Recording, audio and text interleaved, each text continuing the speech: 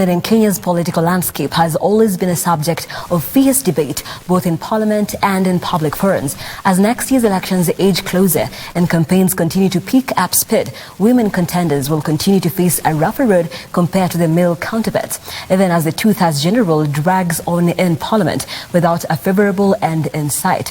Waris Kimathi sheds light on the troubled efforts of the country to level the ground for female contenders.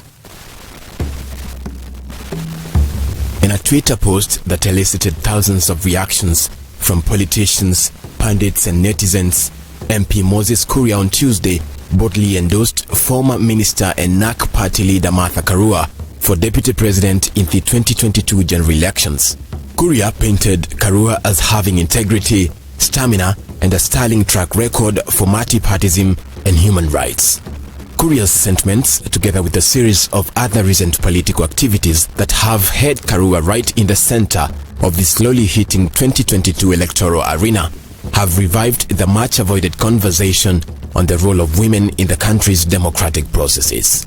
Karua, a formidable lawyer and seasoned lawmaker, is what you'd call a tough-skinned politician with a political career that spans decades, from parliament to the closely guarded cabinet meetings of the troubled Kibaki presidency. The high and lows of her career, however, represent the long, winding and weary road often traveled by Kenya's female politicians. While female politicians have time and again proven to possess great vision and even diligence in public service, a rare trait amongst members of Kenya's Mheshimiwa class, the Kenyan electorate has always been reluctant to elevate as many women as men to positions of power through the ballot for reasons that are deeply entrenched in Kenya's patriarchal society. Karua is one such politician who has been on the sharp end of this patriarchal bias that has left Kenya's governments one after another dominated by men and chauvinism from the bottom right to the top. During her time as Minister for Justice, National Cohesion and Constitutional Affairs in President Kibaki's two-term presidency, Karua faced and withstood many storms, being one of very few women to serve as minister, including the turbulent post-election violence period and a constitution that left many powers to the man in the president's office. In April 2009, Karua differed with her boss, President Mwai Kibaki, over the appointment of judges, and Karua resigned from the fragile Grand Coalition government and therefore set precedence as one of the two cabinet ministers to ever resign from cabinet in such a manner. However, Karua's boldness, which has often and chauvinistically been contrasted with her being a woman, had manifested before and after the April 2009 iconic resignation. In 1998, Karua was offered a position as a shadow minister for culture and social services in Moi's final cabinet, but she declined, saying it conflicted with her position as national secretary for constitutional affairs in her DP party then. In 2001, when a bill to review and eventually amend the constitution was presented in parliament, where Karua was member for Gishogo, every member in the opposition walked out in protest of the bill, but Karua, despite being in the opposition then, did not walk out with the other lawmakers, but instead opted to stay and voice her objections to the bill. Hers was the only objection recorded in the Hansard on that day.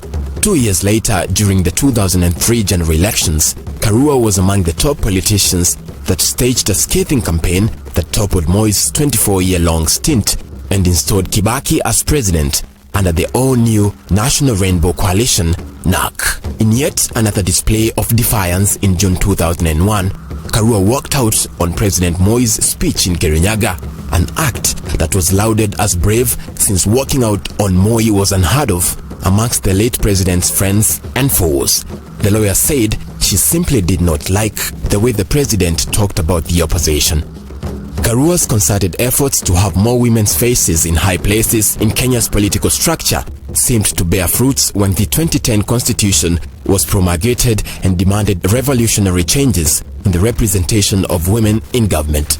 The controversial two-third gender rule was introduced, signaling another long leg of gender wars both on the ballot and in the newly born bicameral parliament. The rule requires that both the National Assembly and the Senate should not have a composition of more than two-thirds of the same gender. At the time, the rule seemed simple and exciting to implement and appeared to be a silver bullet that would slay the decades-old dragon of underrepresentation of women in Kenya's power structures. However, close to 11 years since the new constitution was passed with pomp and jubilation, both houses, majorly consisting of men, have been unable to pass the gender rule, giving all manners of excuses, including saying that the provision is difficult to implement. Despite the fact of 47 women representatives elected to parliament, most pivotal political and socio-economic decisions that affect Kenya's women and girls, including contentious issues of sexual and reproductive health, are essentially made by men. Whether or not Kuria's endorsement of Martha Karua ends up becoming reality, Kenya's political buzz will remain unaccommodating to some of its most visionary leaders just because they are women, unless of course something changes. Waris Kimathi, Look Up TV in Nairobi.